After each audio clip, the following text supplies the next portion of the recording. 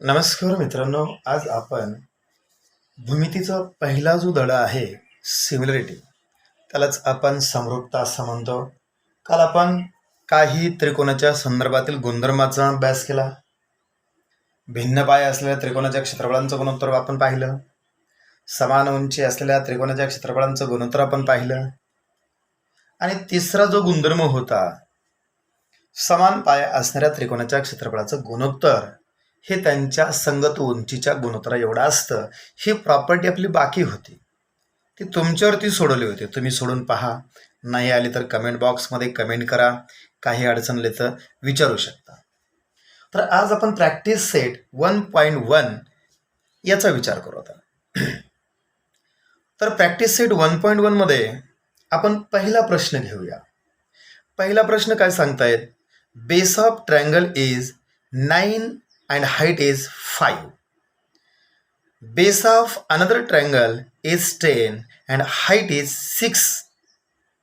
Find the ratio of area of these triangles. आता याचा मराठीत काय अर्थ होतो? एका त्रिकोणाचा पाया 9 आणि उंची जी आहे ती 5 आहे. दुसऱ्या त्रिकोणाचा पाया 10 आणि त्याची उंची 6 आहे. तर त्या त्रिकोणाच्या क्षेत्रफळांचे गुणोत्तर काढा, असा आपल्याला प्रश्न एक्झरसाइजमध्ये विचारलेला आहे. तर आपण हा प्रश्न सोडूया. आता इथं आपल्याला दोन त्रिकोण दिलेले आहेत. दोन्ही त्रिकोणामध्ये पाया आणि उंची आपल्याला दिलेली आहे. मग दोन ट्रायंगल्स आपल्याला गृहीत धरावे लागतील. मग दोन ट्रायंगल्स, त्यांचा एरिया, त्यांचा बेस आणि त्यांची असणारी हाईट यांना आपल्याला कन्सिडर करायचं आहे. लेट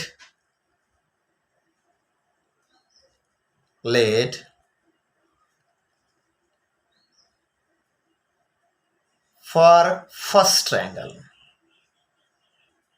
म्हणजेच काय, आता पहिल्या त्रिकोणासाठी आपण विचार करणार आहोत. फर्स्ट ट्रायंगल A1 एरिया त्याचा आपण घेऊया. त्याच्यानंतर B1 त्याचा आपण बेस घेऊया. त्याच्यानंतर हाईट H1 ही त्याची हाईट घेऊया. आता हाईट म्हणजे एरिया म्हणजेच काय, क्षेत्रफळ. बेस म्हणजेच काय, त्याचा पाया. एरिया म्हणजेच काय, त्याचं क्षेत्रफळ. बेस म्हणजेच काय, पाया पहिल्या त्रिकोणाचा. हाईट म्हणजेच काय, दुसऱ्या त्रिकोणाची आपण उंची घेऊया. आपल्याला दिलंय काय, बेस ऑफ ट्रायंगल आणि हाईट ऑफ ट्रायंगल.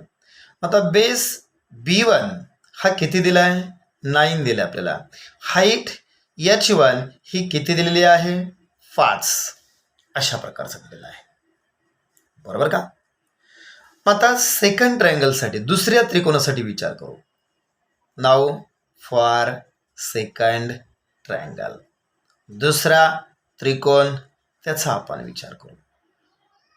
दुसरा त्रिकोण, बरोबर आहे का नाही? या दुसऱ्या त्रिकोणामध्ये आपण काय करूया, त्याचा एरिया A2 घेऊया. एरिया किती असेल, A2. त्याचा असणारा बेस B2. B2 जो आहे, base of another triangle is 10. त्याची असणारी हाईट H2 दिलेली आहे 6. या सगळ्या गोष्टी आपल्याला दिलेल्या आहेत. आता इथं आपण एक विचार करायचा आहे की या दोन्ही त्रिकोणामध्ये जर आपण विचार केला, पहिल्या त्रिकोणाचा पाया 9 आहे, दुसऱ्याचा 10 आहे. पहिल्या त्रिकोणाची हाईट 5 आहे, दुसऱ्या त्रिकोणाची हाईट 6 आहे. तर आपल्याला या ठिकाणी त्यांच्या त्रिकोणाच्या क्षेत्रफळाचं गुणोत्तर आपल्याला काढायचं आहे. ऑफकोर्स मग पहिली प्रॉपर्टी, बरोबर. पहिली प्रॉपर्टी कोणती, area of two triangles. The ratio of area of two triangles is equal to the product of the ratio of product of base and height. म्हणजेच काय, बाय फर्स्ट प्रॉपर्टी याचा आपण विचार करू. बाय फर्स्ट प्रॉपर्टी याच्या अनुषंगाने विचार करू आपण. मग या प्रॉपर्टीनुसार आपल्याला विचार करायचा आहे. मग ही जी प्रॉपर्टी दिलेली आहे बाय फर्स्ट प्रॉपर्टी म्हणजेच काय पहिला गुणधर्म, काय सांगता येईल आपल्याला, पहिला गुणधर्म. मग हा जो गुणधर्म आहे त्रिकोणाच्या संदर्भातला, क्षेत्रफळाच्या संदर्भातील, त्रिकोणाच्या क्षेत्रफळाच्या संदर्भातील काय गुणधर्म, A1 अपॉन A2 बरोबर याचा base B1 height H1 upon दुसरा ट्रायंगल A2 बेस त्याचा B2 हाईट S2. मग या फक्त सूत्रामध्ये आपल्याला किमती ठेवायच्यात, B1 H1 B2 S2च्या किमती ठेवायच्यात. आता B1ची किंमत किती आहे, 9 आहे, इंटू H1ची किंमत आहे 5, B2ची किंमत आहे 10 आणि S2ची किंमत आहे 6. अशा प्रकारच्या आपल्याला किमती त्याच्यात मिळतात. बरोबर का. त्यानंतर आता आपण काही गोष्टी त्यातल्या कट करूया. कोणत्या, 5 1 5, 5 2 10, कट होण्यासारख्या गोष्टी आपण त्याच्या कट करूया. त्याच्यानंतर 3 2 6, 3 3 9, अशा प्रकारच्या. त्यानंतर उरलेल्या ज्या गोष्टी आहेत, मग अंशस्थानी उरलेला आहे आपला फक्त 3 उरलेला आहे आणि खाली बे 4 आहे, म्हणजेच 3/4 येत आहे. म्हणजेच काय आलं आपल्याला, A1 upon A2 equal to 3/4. अशा प्रकारे आपल्याला त्या दोन त्रिकोणाच्या क्षेत्रफळाचं गुणोत्तर काय होत आहे, मिळतंय. बरोबर आहे, लक्षात आलं का. तर यानंतर आपण दुसरं एक्झाम्पल अभ्यासूया. दुसरं एक्झाम्पल काय सांगतंय, in adjoining figure 1.14 segment PS, this segment PS perpendicular the segment RQ, RQला लंब आहे. म्हणजेच काय, रेख PS हा रेख RQला लंब आहे.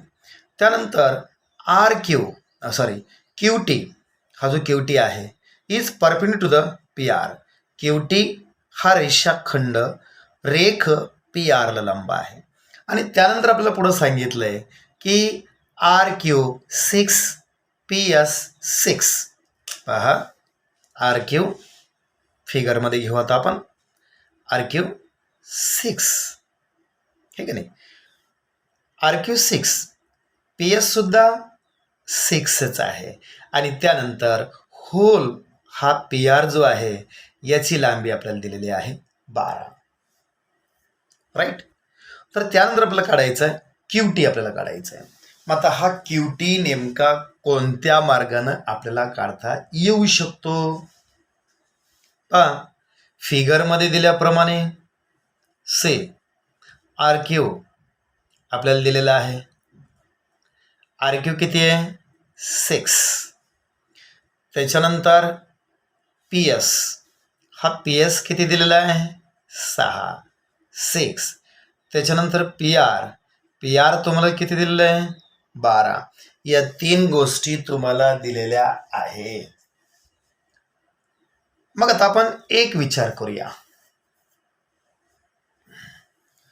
हा PQR आपण ट्रायंगल जर गृहीत धरला, राईट, ट्रायंगल PQR. मग या ट्रायंगल PQR मध्ये आपल्याला RQ, PS आणि PR या गोष्टी दिलेल्या आहेत. ओके. मग या PQR ट्रायंगलचा आपण एरिया काढू शकतो. मग आपल्याला एरिया कसा काढता येईल, see area of triangle PQR equal to, सूत्र सगळ्यांच्या पाठ असणं गरजेचं आहे. काय सूत्र, 1/2 बेस इंटू काय असते हाईट, या सूत्राचा वापर करायचा आपल्याला. मग आपल्याला माहिती आहे 1/2. आता PQR या त्रिकोणाचा जर आपण विचार केला तर त्याचा बेस होईल RQ आणि हाईट होईल PS. आता हा विशाल कोन त्रिकोण होत असतो, काय होतो, हा विशाल कोन त्रिकोण होतो, म्हणजे ऑब्ट्यूज अँगल ट्रायंगल होतो. मग 1/2 बेस काय त्याचा RQ गुणिले हाईट काय PS, याचा आपल्याला वापर करता येईल. म्हणून एरिया ऑफ ट्रायंगल 1/2, बरोबर आहे, RQ आणि PS यांच्या आपल्याला किमती ठेवाव्या लागतील. मग RQची किंमत आहे 6, PS ची किंमत आहे 6, राईट. मग 1/2 त्याला जर भागला आपण तर काय होईल मग 6 गुणिले बेक बे बेत्रिक 6, 6 गुणिले 3 येईल आणि म्हणजेच याच्यावरून area of triangle PQR equal to 6 × 3 that is 18, म्हणजेच काय येतो 18, बरोबर आहे का. 18 युनिट स्क्वेअर म्हणता येईल, म्हणजे एकक वर्ग मराठीमध्ये आपल्याला सांगता येईल. काय येईल एकक वर्ग, बरोबर. आता त्यानंतर हाच PQR जो ट्रायंगल आहे, जर आपण याला इकडचा भाग कट केला आणि उलटे केला तर हा PR बेस होईल आणि TQ त्याची हाईट होईल ऑटोमॅटिक, बरोबर. म्हणून दुसरी आता पद्धतीने ओळखू आपण त्याला, अँड ऑल्सो, म्हणजेच काय आणि तसेच. काय करता येईल मग एरिया ट्रायंगल PQR, मग सूत्र काय येईल 1/2 बेस इंटू हाईट, आपण इथं लिहिलंय. मग परत या ठिकाणी आपल्याला सूत्र लिहिण्याची आवश्यकता नाहीये. मग डायरेक्ट पाया काय होईल, आता इथं बेस PR होईल, पाया काय होईल PR इंटू हाईट काय होईल TQ किंवा QT, काय जे असेल ते TQ किंवा QT. आपल्याला काय सांगितलं त्यांनी QT काढा. आता एरिया जो आहे ट्रायंगलचा किती आलेला आहे 18, ट्रायंगलचा एरिया किती आलेला आहे 18, हा 18 या ठिकाणी ठेवतो आपल्याला. म्हणून 18 इक्वल टू 1/2 PR ची लांबी किती आहे 12 गुणिले TQ म्हणजेच कोण QT, बेक बे बेसख 12 म्हणजे 18 बरोबर 6 × QT, असं आपल्याला उत्तर भेटेल. आता QT काढायचं आपल्याला, म्हणून QT बरोबर, आता 6 इकडं गुणिले इकडं नंतर काय होत असतात भागिले, म्हणजेच 18/6, तर QT बरोबर आपल्याला भेटेल काय 6×18, म्हणजे QTची लांबी आपल्याला या ठिकाणी मिळाली, बरोबर आहे. QT बरोबर किती येतं मग 3 युनिट येईल एकक, हेच काय येईल ते 3 युनिट, म्हणजेच काय एकक, अशा प्रकारचं येईल. लक्षात आलं. नंतर आपण पाहूया आता पाहूया तिसरं उदाहरण. आता तिसऱ्या उदाहरणात काय सांगितलेलं आहे इन ॲडजॉइनिंग फिगर. आता ही त्याची ॲडजॉइनिंग फिगर म्हणजे शेजारील आकृतीमध्ये PQ, this PQ perpendicular the BC, हा PQ BC ला लंब आहे. त्याच्यानंतर काय सांगितलं AD परपेंडिक्युलर द BC, हा AD BC ला लंब आहे.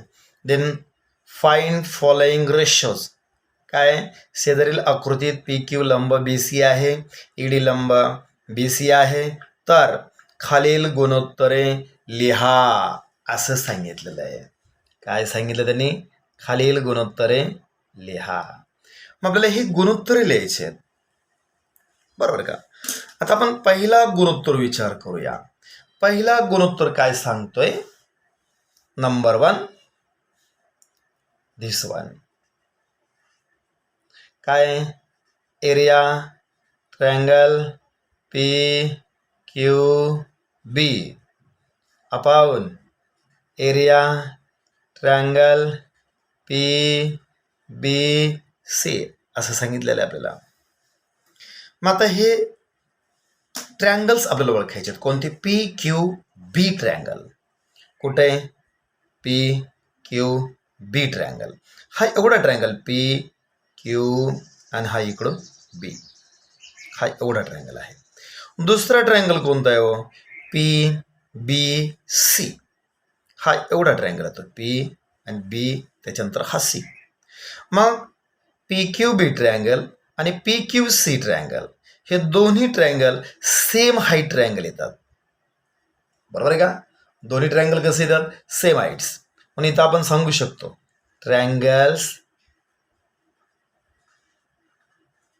आर सेम हाईट, म्हणजेच काय? समान उंचीचे त्रिकोण. आता हे जर त्रिकोण समान उंचीचे असतील तर या प्रॉपर्टीनुसार आपल्याला जावं लागेल. म्हणून काय सांगूया? By property. मग त्या गुणधर्मानुसार आपल्याला सांगता येईल. बरोबर आहे? बाय प्रॉपर्टी म्हणजेच काय? तो गुणधर्म आहे. मग या गुणधर्मानुसार आपल्याला सांगता येईल. कोणत्या? समान उंचीचा गुणधर्म. मग समान उंचीचा गुणधर्म जर काय सांगतो तो? जर दोन त्रिकोणाची उंची समान असेल तर त्यांच्या त्रिकोणाच्या क्षेत्रफळाचं गुणोत्तर हे त्यांच्या संगत पायांच्या गुणोत्तर एवढं असतं, आपल्याला असं सांगता येईल. म्हणून आपण त्याचं गुणोत्तर डायरेक्ट लिहूया. Area triangle PQB upon area triangle PBC आपल्याला असं घेता येईल. आणि बरोबर PQBचा पाया कोणता येतो? मग BQ येतो. आणि त्याच्यानंतर PQCचा पाया कोण येतो? BC येतो. बरोबर आहे का? त्याचा पाया काय येतो? BC येतो. मग हे झालं पहिलं गुणोत्तर. अलग लक्षात? त्याच्यानंतर आपण दुसरं गुणोत्तर विचार करू. आता दुसऱ्या गुणोत्तरामध्ये आपल्याला काय सांगितलंय? Second property. सेकंड प्रॉपर्टी काय? Area triangle PBC upon area triangle ABC. म्हणजेच PBC ट्रायंगल आणि ABC ट्रायंगल यांच्यामध्ये आपल्याला विचार करायचा आहे. PBC आणि ABC मध्ये. यांच्यामध्ये आपल्याला काय सांगता येईल? PBC आणि ABC मध्ये पहा. आता ट्रायंगल PBC कोणता? ABC कोणता? PBC हा ट्रायंगल. ABC सॉरी PBC हे ना, PBC हा PBC ट्रायंगल. त्याच्यानंतर ABC म्हणजेच हा ABC ट्रायंगल. मग यांच्यामध्ये PBC आणि ABC या दोघांमध्ये हा BC कॉमन येतो. BC काय आहे? त्याचा बेस आहे. म्हणून इथं आपण सांगू शकतो काय? की ट्रायंगल्स आर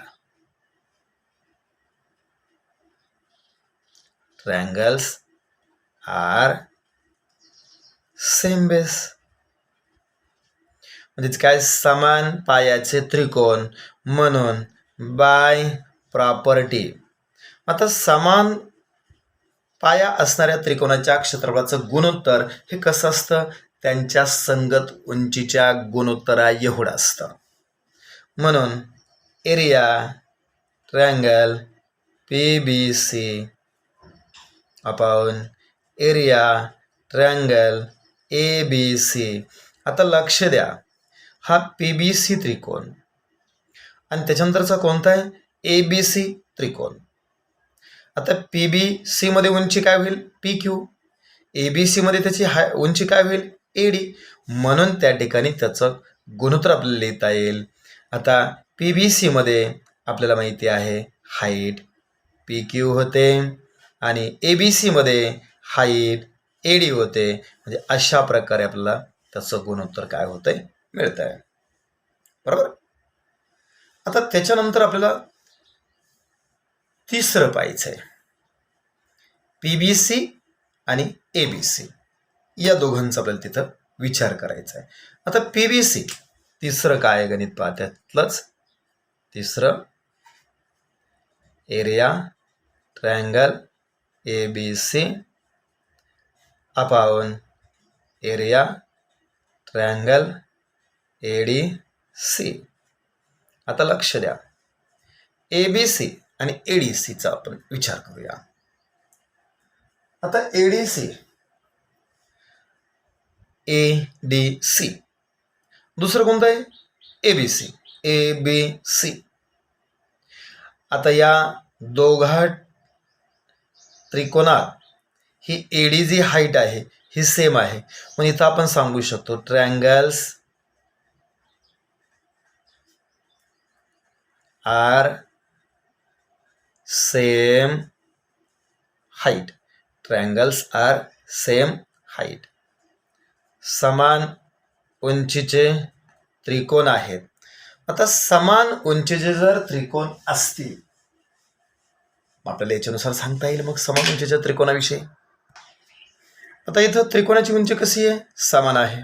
मग या समान उंचीच्या त्रिकोणाचा जो गुणधर्म आहे, समान उंचीच्या त्रिकोणाचा गुणधर्म, मग त्या गुणधर्मानुसार म्हणजेच आपण सांगू शकतो की बाय प्रॉपर्टी, म्हणजे त्या समान पायाचा गुणधर्म. त्या गुणधर्मानुसार मग area triangle ABC upon area triangle ADC आपल्याला घेता येईल. मग आता आपल्याला माहिती आहे सेम हाईट ट्रायंगल आहे ते. मग आता सेम हाईट ट्रायंगलनुसार समान उंची असणाऱ्या त्रिकोणाचा गुणधर्मानुसार मग तो गुणधर्म काय सांगतो? समान उंची असलेल्या त्रिकोणाचं क्षेत्रफळाचं गुणोत्तर हे त्यांच्या संगत पायांच्या गुणोत्तरा एवढं असतं. मग आता ABCचा पाया कोण होतो? BC. त्यानंतर ADCचा पाया कोण होतो? DC. अशा प्रकारचं आपल्याला गुणोत्तर मिळतं. त्यानंतर चौथं त्यातलंच उदाहरण पाहूया. काय चौथं? Area triangle ADC upon area triangle PQC. आता ADC आणि PQC हे दोन त्रिकोण आहेत. पहा, ADC ट्रायंगल कोणता? हा ADC ट्रायंगल. PQC कोणता? हा PQC ट्रायंगल. ADC PQC. मग आता इथं दोन्ही जे त्रिकोण आहेत हे कसे आहेत? भिन्न पाया भिन्न उंचीचे. मग इथं आपल्याला सांगता येईल की triangles are different height and different base. Triangles are with different height and base. बरोबर आहे. म्हणून हे दोन्ही त्रिकोण जे आहेत भिन्न पाया आणि भिन्न उंचीचे आले. आपल्याला कसे आले हे त्रिकोण? भिन्न पाया आणि भिन्न उंचीचे आहेत. मग आता ADC त्रिकोणाचा जर आपण विचार केला, कोणता? हा ADC त्रिकोण. मग ADC मध्ये पाया कोणता होतो? DC होतो. उंची काय होते? AD होते, राईट का? त्यानंतर PQC ट्रायंगल घेतला, हा PQC. PQC मध्ये पाया कोणता होतो? QC. आणि उंची काय होते? PQ.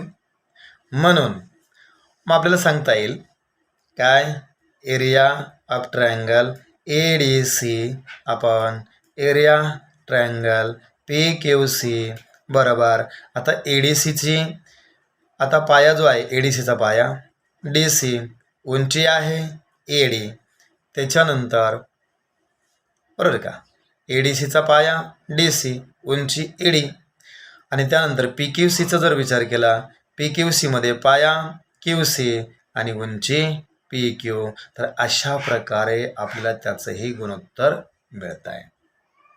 बरोबर आहे का? लक्षात आलं? तर व्हिडिओ समजला असेल तर चॅनलला सबस्क्राईब करा, व्हिडिओ शेअर करा आणि इतरांना सुद्धा गरजवंताला हा व्हिडिओ पाठवा, म्हणजे त्याला सुद्धा अभ्यासाला मदतच होईल.